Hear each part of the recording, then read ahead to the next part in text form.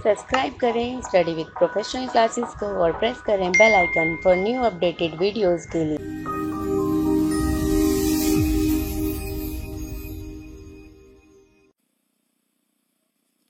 Correction of disequilibrium. अब कैसे हम करेक्ट करेंगे हमारे बैलेंस ऑफ पेमेंट को। ठीक है, तो बैलेंस ऑफ पेमेंट वही होता है कि एक country rest of the world के साथ जो भी ट्रांजैक्शंस करती है उसको हम रिकॉर्ड करते हैं, that is balance of payment.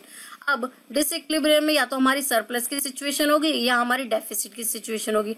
Surplus की सिचुएशन होगी तो हमने ज्यादा एक्सपोर्ट किया होगा, इंपोर्ट कम किया होगा, और डेफिसिट की होगी तो हमने इंपोर्ट ज्यादा किया होगा, एक्सपोर्ट कम किया होगा। ठीक है, अब इसको हम ठीक कैसे कर सकते हैं, इसको ठीक करने के तरीके। तो पहला है डीवैल्यूएशन। अब डीवैल्यूएशन का मतलब है कि हम अपनी मनी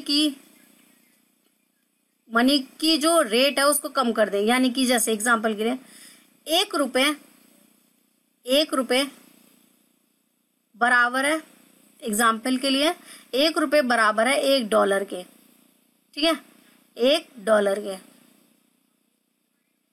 अब क्या करा हमने, अपनी वैल्यू डीवैल्यूएट कर दिया। यानी कि अब एक डॉलर जो है वो अब किसके बराबर है, $1 बराबर है 60 रुपीज या 70 रुपीज के। यानी अब $1 की जो है प्राइस क्या हो गया, 60 रुपए हो गया, और पहले ये दोनों बराबर थे। ठीक है, तो अब हमने यहाँ पर ऐसा क्यों करा, इसको डिवैल्यूएट क्यों किया, इसलिए किया जिससे कि एक कंट्री क्या करे, हमारी कंट्री में आके ज्यादा से ज्यादा इन्वेस्टमेंट करे और वो हमारे प्रोडक्ट को परचेज करे। और वो ऐसा क्यों करेगी, जब उसको वो सस्ता पड़ेगा। जैसे अगर उसको अपनी कंट्री में भी वो एक प्रोडक्ट $1 में पड़ रहा है, $1 में पड़ रहा है, वो यहाँ पर आकर परचेज करती है तो $1 खर्च करने पे उसे 60 रुपए तक के प्रोडक्ट जो है मिल जाते हैं। तो वो यहाँ क्या करेंगे, ज्यादा से ज्यादा यहाँ से आके परचेज करेंगे, जिससे एक्सपोर्ट इंक्रीज होता है। क्या होता है, एक्सपोर्ट इंक्रीज होता है। तो that is benefit of devaluation. एक और एग्जांपल समझते हैं। सपोज एक कंट्री है चाइना, ठीक है, उसने क्या करा, उसकी जो करेंसी है उसकी वैल्यू और डॉलर की वैल्यू बराबर थी। ठीक है, तो वो क्या करती थी, उसने अपनी करेंसी की जो वैल्यू है उसको कम कर दिया, करेंसी की वैल्यू को क्या करा, कम कर दिया। अब इससे क्या होगा, उसकी कंट्री में ज्यादा से ज्यादा एक्सपोर्ट होगा, क्योंकि उसकी जो करेंसी है वो कम हो चुकी है, उसने अपनी करेंसी को कम कर दिया है। तो अब बाहर की कंट्री आके वहां के प्रोडक्ट को परचेज करेगी, क्योंकि अब वो प्रोडक्ट क्या होगा, सस्ते रेट में अवेलेबल होंगे। ठीक है, तो दैट इज डिवैल्यूएशन। सिमिलर यहाँ पर इंडिया में मैंने आपको एग्जांपल बताया था, devaluation of a currency is a short term tool of monetary policy. ये एक शॉर्ट टर्म टूल की तरह हम यूज कर सकते हैं, which is controlled by the central bank of the respective country. वो वहां की रिस्पेक्टिव कंट्री के जो भी सेंट्रल बैंक्स होते हैं वो उसे कंट्रोल करते हैं। Because of this event the purchasing power of money will decrease, thus it can cause of a situation of inflation in the country. In the Indian context we can hope। अब basically क्या होता है, अब जब एक country यानी कि जैसे इंडिया है, अब यहाँ पर इसकी परचेजिंग पावर क्या हो गई है, परचेजिंग पावर इसकी क्या हो गई है, कम हो गई है। अब अगर जैसे यहाँ देखो, हमने अमेरिका से सामान मंगाया, तो अब हमें एक सामान खरीदने के लिए वहां पर 60 रुपए खर्च खरीदने पड़ेंगे। यानी कि इंपोर्ट क्या हो गया, इंपोर्ट तो महंगा हो गया, क्योंकि हमारी परचेजिंग पावर क्या हो गई है, कम हो गई है। हम कम खरीद सकते हैं, क्योंकि हमें अगर वहां $1 का कुछ प्रोडक्ट लेना है तो हमें 60 रुपए देने पड़ेंगे। सिमिलर अगर उन्हें यहाँ खरीदना है तो क्या होगा, उनकी परचेजिंग पावर ज्यादा है, क्योंकि वहां यहाँ पर $1 का जो प्राइस है वो 60 रुपए है। तो एक्सपोर्ट इससे क्या होगा, ज्यादा से ज्यादा होगा, और ये एक इन्फ्लेशन की सिचुएशन को बढ़ाता है। ठीक है, फॉलोइंग इम्पैक्ट ऑन पॉजिटिव। अब पॉजिटिव इसके क्या क्या इम्पैक्ट है और नेगेटिव क्या क्या इम्पैक्ट है, हम देखते हैं वन बाय वन। तो following impact positive, increase the export, export को इंक्रीज करेगा, reduction in current account deficit and increase the foreign reserve. Foreign reserve ज्यादा से ज्यादा आएगा, क्योंकि लोग जो अदर कंट्रीज है वो ज्यादा से ज्यादा यहाँ इन्वेस्टमेंट करेंगे।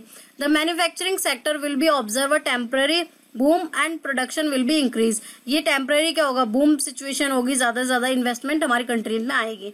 ठीक है, नेगेटिव देख लेते हैं हम। There are more negative effect of devaluation of the rupees, because the positive effect we see the economic, there are just a short term time. In the long run, devaluation will not make any positive impact on economic. अब ये हमारे economic level को कहीं ना कहीं क्या करता है, खराब करता है इकोनॉमिक लेवल पे, ठीक है, क्योंकि हमारी जो रुपीस की जो है वैल्यू डे बाय डे कम होती जा रही है। तो ये जो एक शॉर्ट टर्म के लिए तो ठीक है, लेकिन लॉन्ग टर्म के लिए क्या है, बहुत नेगेटिव इफेक्ट हमारा देखने को मिलेगा, क्योंकि इकोनॉमिक लेवल पे हमारी जो ग्रोथ है वो रुक जाएगी। Worse effect will be loss of confidence in the economic and it will decrease both domestic and international investment. अब जो हमारी जो कॉन्फिडेंस है हमारा, वो क्या होगा, वो कम होगा। क्यों होगा? क्योंकि हमारे जो रुपीस की वैल्यू है वो कम हो गई है, और ज्यादा से ज्यादा जो है इंटरनेशनल ट्रेड नहीं हो पाएगा, इन्वेस्टमेंट नहीं हो पाएगी, क्योंकि हमें अगर इन्वेस्ट करना है, अगर हमें इन्वेस्ट करना है दूसरी कंट्री में, तो हमें $1 के बदले 60 रुपए देने पड़ रहे हैं। यहाँ पर $1 के बदले हमें कितने देने पड़ रहे हैं? 60 रुपए, 60 रुपए, ठीक है, क्योंकि हमने डिवैल्यूएट कर दिया, अपनी करेंसी को क्या कर दिया, कम कर दिया है। ये एग्जाम्पल के लिए फिगर है, ठीक है। In devaluation exporters will earn more profit. अब डिवैल्यूएशन की वजह से एक्सपोर्टर जो है, बाहर की कंट्री से जो आ रहे हैं, वो तो ज्यादा से ज्यादा फायदा उठा रहे हैं, ज्यादा से ज्यादा उन्हें क्या हो रहा है, प्रॉफिट हो रहा है, ज्यादा से ज्यादा बेनिफिट हो रहा है। Will start compromising with quality of goods and services in order to increase the rapid production. अब वो क्वालिटी के साथ भी क्या कर रहे हैं, कॉम्प्रोमाइज कर रहे हैं, क्योंकि सस्ते रेट में उन्हें वो प्रोडक्ट मिल रहा है, ठीक है। तो ये क्या हो रहा है, इंक्रीज तो हमारी प्रोडक्शन को तो इंक्रीज कर रहा है, एक्सपोर्ट को तो इंक्रीज कर रहा है, लेकिन हमारी क्वालिटी इन सबको, सर्विसेज को क्या कर रहा है, डिक्रीज कर रहा है, जिससे जो हमारी इकोनॉमिक लेवल पे जो हमारी कंडीशन है वो अच्छी नहीं होगी। जो इकोनॉमिक लेवल पे हमारी कंडीशन है वो अच्छी नहीं होगी, क्योंकि हमारे प्रोडक्ट की क्वालिटी अच्छी नहीं होगी, क्योंकि हम ज्यादा से ज्यादा यहाँ पर क्या कर रहे हैं, प्रोडक्ट को मैन्युफैक्चरिंग करने की कोशिश कर रहे हैं, क्वालिटी इंक्रीज कर रहे हैं, क्वांटिटी इंक्रीज कर रहे हैं, क्वालिटी को नहीं। The boost in export will increase the export of such commodity which are not contributing to the national growth of our country.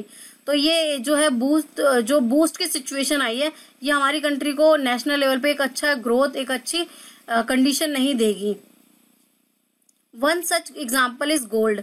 एक बहुत अच्छा एग्जाम्पल है गोल्ड का, ठीक है, कि गोल्ड क्या है। अब गोल्ड जो है वो, गोल्ड अगर किसी को यहाँ पर परचेज करना है, तो यहाँ पर जो है $1 जो है 60 रुपए का है, तो यहाँ इजीली गोल्ड जो है, गोल्ड की भी वैल्यू कम होती जाएगी rather than other countries. Domestic inflation, shortage of commodity in the domestic market. अब महंगाई बढ़ेगी, शॉर्टेज ऑफ कॉमोडिटी की कमी होगी डोमेस्टिक मार्केट में, क्योंकि ज्यादा से ज्यादा एक्सपोर्ट हो रहा है, तो जो डोमेस्टिक नीड्स है उनको भी फुलफिल करने के लिए ज्यादा से ज्यादा कॉमोडिटी की नीड होगी। तो ये कि सिचुएशन जो है बहुत बूस्ट वाली सिचुएशन भी होकर और प्रॉब्लम वाली सिचुएशन में भी क्रिएट हो सकती है। तो ये शॉर्ट टर्म के लिए तो बेनिफिट है, बट लॉन्ग टर्म के लिए अच्छा नहीं है। तो ये थे हमारे negative impact of devaluation. So friends, video अच्छी लगी हो तो वीडियो को लाइक करें, चैनल को अभी सब्सक्राइब करें और अपने फ्रेंड्स के साथ शेयर करना ना भूलें। आप हमें Telegram group, Facebook page, Instagram, हमारे ब्लॉगर पे ही फॉलो कर सकते हैं, जिसका लिंक मैं डिस्क्रिप्शन में दे दूंगी।